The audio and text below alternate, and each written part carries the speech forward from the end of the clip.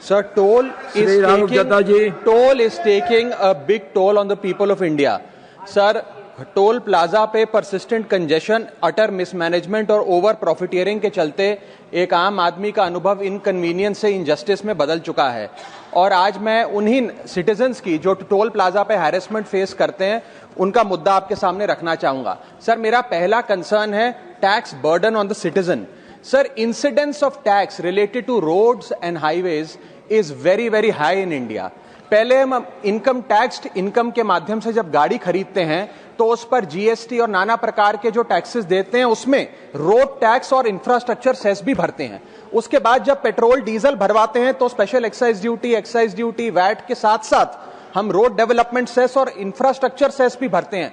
उसके बाद जब हाईवे पे गाड़ी चलाते हैं तो टोल टैक्स भी हमसे वसूला जाता है, जो एक नागरिक के लिए अनबियरेबल बनता जा रहा है। सर, मेरा सेकंड कंसर्न है extremely poor quality of roads.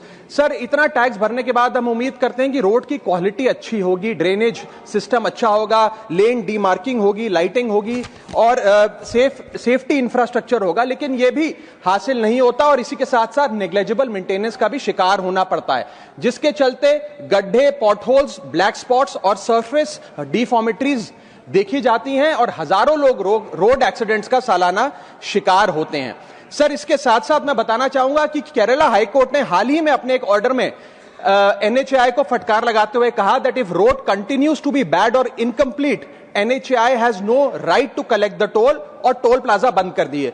Jammu Kashmir high court ने अपने 2 टोल प्लाजाओं पे 80% की छूट देते हुए कहा कि सड़कें इतनी खराब हैं कि ऑपरेटर को टोल वसूलने की कोई अधिकार नहीं है। सर, इसी के साथ साथ थर्ड कंसर्न है कंजेशन, ट्रैफिक जैम और delay at toll plaza. Sir, इतना पैसा देने के बाद भी अगर 30 से 40 मिनट टोल प्लाजा पे खड़ा होकर समय बर्बाद करना पड़े, लाइनों में लगना पड़े, तो क्या फायदा sir? Highways are meant for seamless connectivity, seamless mobility, लेकिन टोल प्लाजा पे जो कंजेशन है उसकी कॉस्ट कौन कैलकुलेट करेगा? सबसे पहले गाड़ी ऑन रहती है, उसकी फ्यूल कॉस्ट, दूसरा आदमी का समय बर्बाद होता है, उसकी प्रोडक्टिव मैन पावर कॉस्ट, उसके साथ साथ शेड्यूल डिसरप्ट होता है, जॉब इंटरव्यू कैंसिल होता है, बिजनेस अपॉर्चुनिटी लूज होती है, एग्जाम कैंसिल होता है, उसकी अपॉर्चुनिटी कॉस्ट। इस तमाम कॉस्ट को अगर आप जोड़ेंगे तो पाएंगे कि एक invisible cost to our economy है जिसके बारे में कोई बात नहीं करता। इसके साथ साथ कई सारी लेन्स तो ऐसी हैं सर जिसमें लोग नहीं बिठाए जाते, बैरियर नहीं होते, जिसके चलते कंजेशन होता है। मेरा चौथा कंसर्न